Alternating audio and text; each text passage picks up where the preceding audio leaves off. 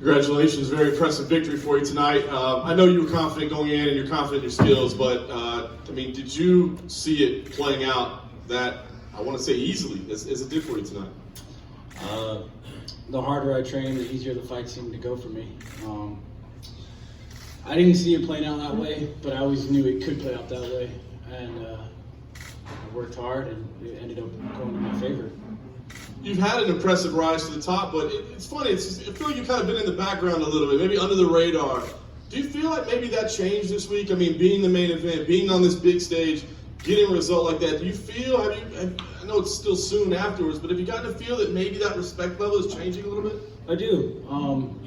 It was my first main event, and I had fun. I had fun all week long. I had fun going out to the cage. I enjoyed myself the entire time.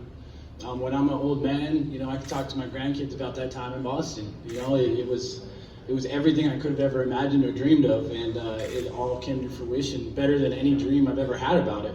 So I've had a lot of media on me. I've had a lot of eyes on me this week, and hopefully people are relating with my story and who I am, and they can see my skill set now and appreciate it, and I start moving up. Get my title shot. How about to you personally, what did this mean? I mean, beating a former champion. Yes, I know he was coming up a division, but we've seen the great accomplishments that he's had in what he's done in his career. I mean, what did this personally mean to you? Did it prove anything to yourself, or did it reaffirm anything that you weren't sure about before tonight? Yeah, I mean, it did reaffirm, I changed things up my last fight against Vulcan, and I went back home for this fight. I got back with my team, my people, got back to my family, to the love, and it really paid off. I got back to Dominick Reyes, and it truly paid off. It meant a lot for me tonight, Winning my very first main event, I won by knockout in the first round. I mean, it was everything, and I'm so blessed, man.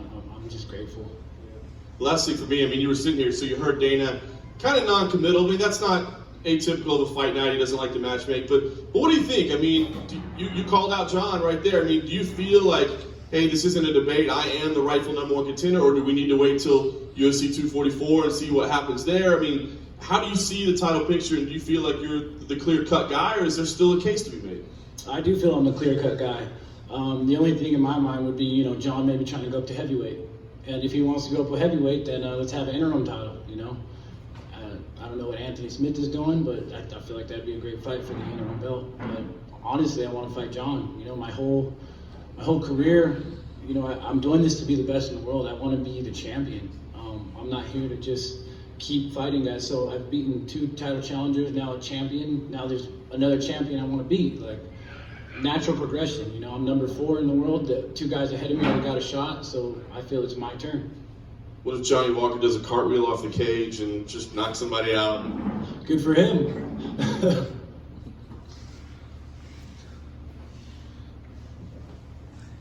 So you, over here in the middle, you said, I heard part of it in the post-fight, that you started seeing the opportunity to hit the punch that when he was coming in. What was it about the angle of that, or was he just lunging chin up? Can you go into more detail about that? So I'm constantly analyzing him there. It's every time he moves, every time he breathes, I'm making adjustments. I'm analyzing everything he's doing. I'm tracking trajectories of my punches. And the way he was moving kind of was bringing his chin from here to here.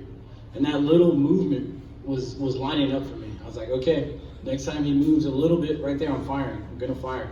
The first time I fired, he shot. I was like, okay, I'll defend this takedown, we'll break. He's gonna wear himself out. I was like, it was funny because when we were against the cage and I defended his takedown, I'm like, this guy's acting like Rockhold right now. He's like, gonna burn himself out trying to take me down. It's not gonna work, buddy. You're gonna just keep burning yourself out. And we broke. And he moved again into that position, but this time he threw, and I was fading at the same time. And as I was fading, I saw it. It really was like throwing a softball at yourself and just hitting it. Like, it was perfect. It was so right down the middle. It looked like a freaking cantaloupe. Just, bow. Oh, it was beautiful.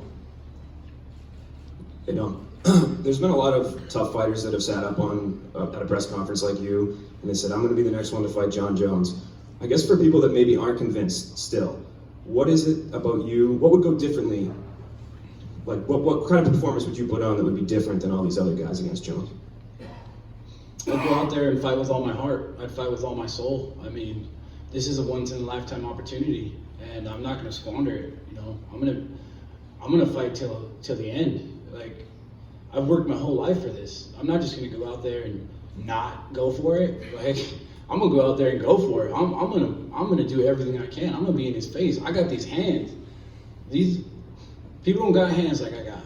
I got precision. I'm throwing lasers. I'm not arcing and doing all this crazy stuff. It's precision. I could fire like that and knock you out.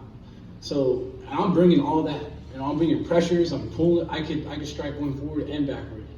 And I got heart, man. And I'm not stopping. I'm not stopping unless he puts me out. That's the only way I'm leaving that octagon not victorious if he puts me out. And Jon's not booked right now, but he's tweeted, seems like he wants a fight. Physically, how are you feeling right now about, you know, do you think you could have a fight like this closer rather than later? I don't know, man. That was a tough fight. Nah, I feel great. I have no injuries. There's nothing going on. Nothing. I'm good to go. Dominick over here. Did Chris share any wisdom with you afterwards? Obviously, he's a former world champion. He kind of passed the torch to you in a way tonight. You had a fantastic performance. Did you and Chris converse in the cage after the fight at all? No, man. I mean, I would assume when you get knocked out, you don't really want to talk about giving advice to someone. You just kind of want to be left alone and be with your team and your family. You know, all respect to Chris. He was a great champion. He was a formidable opponent, very strong, a little stronger than I expected, and he went out there and he put it all on the line, man. He went for it. Didn't work out for him, but he went for it. So, I mean, I respect the guy, man. He's a great man. He's a great human being, and I have nothing but respect for him. And lastly for me, what have these last 2 years or so been like for you? You take a fight with Joaquin Christensen on short notice, just days notice, you have that performance, all the way up to main eventing in Boston. What have these last 2 years been like for you? It's been a blast, man. I'm in the UFC. I'm living my dream. I'm traveling the world. I'm fighting Boston in the main event. Like, this is all the dream. And growing up as a kid, I've always wanted to be a professional athlete. I'm a professional athlete, and I'm one of the best in the world. You know, and it's a heck of a ride, man. It's a heck of a ride, and I'm truly grateful for the UFC and Dana and everybody for giving me these opportunities, and can't wait to see what the future holds. Hey Dom, over here, in the back, right here. James. Hey, how's it going? Congratulations. Really impressive win, obviously. Chris Weidman, if you see when he's been finished, it's been later in the fight, you did it in the first round. Does part of this win kind of, you know, is it more satisfying with the fact that so many people criticized you for that fight against Volkan and didn't really look at the circumstances heading into that fight? And yesterday has nothing to do with today in my mind. Today's today, and I handled the day.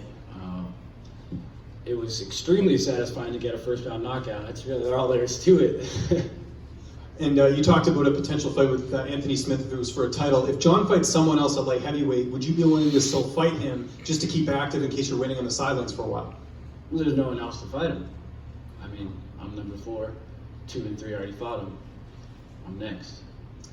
Who do you think wins that fight between Corey Anderson and Johnny Walker at 244?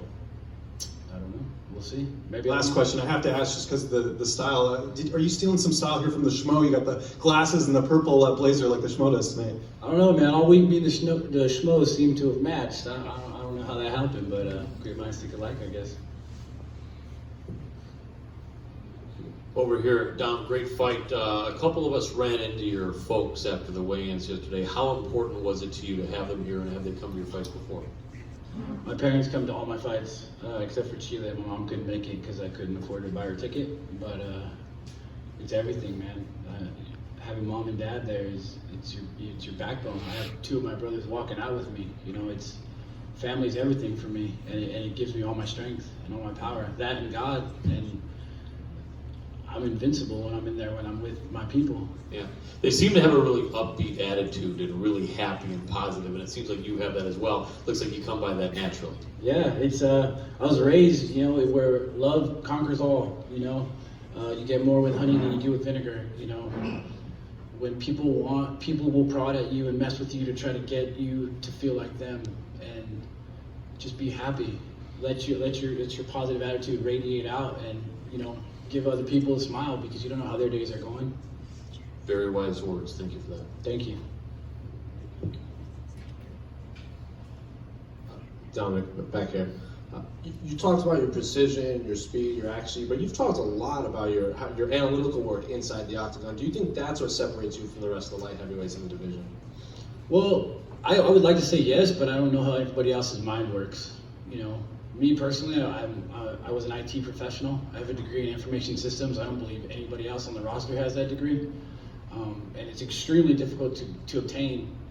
It was probably the hardest thing I've ever done while playing football simultaneously. But yeah, it might be my analytical mind. I feel like a freaking robot in there. Like everything I'm doing, it's like I feel like Terminator, man. I'm like tracking, like do like if this happens and this. It's like an if-then computer program constantly running. And once I dial in, it's like, ooh, buddy, you're done. Dom, beautiful choice in style. Congratulations on the victory, putting Victorville on the map. Sir? Now talk to me for a second. You were stuffing takedowns from Chris Weidman early on in the fight. Where did you credit your wrestling for this camp? I credit to my brother, Dominick Reyes, to Dan Henderson, Micah Johnson, Joe Stevenson, and my teammates over at Cobra Kai, Jim, Jonathan, as well as my guys at Team Quest, Sam Elvey. You guys might not know this, but he's a pretty strong guy, and he's a decent wrestler. So I got some great people behind me, helping me become the best version of me. Where does the bad beef with Anthony Smith stem from? I don't know. I think it's him he got overly sensitive about a Twitter tweet that I tweeted, because I was ready to fight, and I saw that he posted a tweet about he was boxing or something like that. I was like, I thought you were hurt. Like, let's scrap, bro. What's good? And he was like, just started disrespecting, and you don't disrespect and just get away with it, So eventually we'll come across each other, and we'll settle it in the octagon.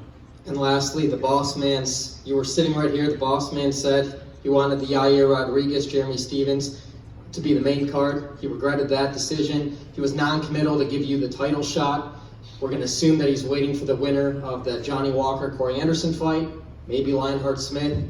What's your best case to be the one to get Jon Jones if he doesn't go to heavyweight and he's just waiting out for the best man? First of all, Dana still loves me. I just knock people out, And I think he knew I was going to knock out Chris, and he wanted to see 2 more rounds of the little guys hitting each other. So yeah, that is what it is. But this is still my main event. It does say my name right there. And the best case scenario is I fight Jon in March, April.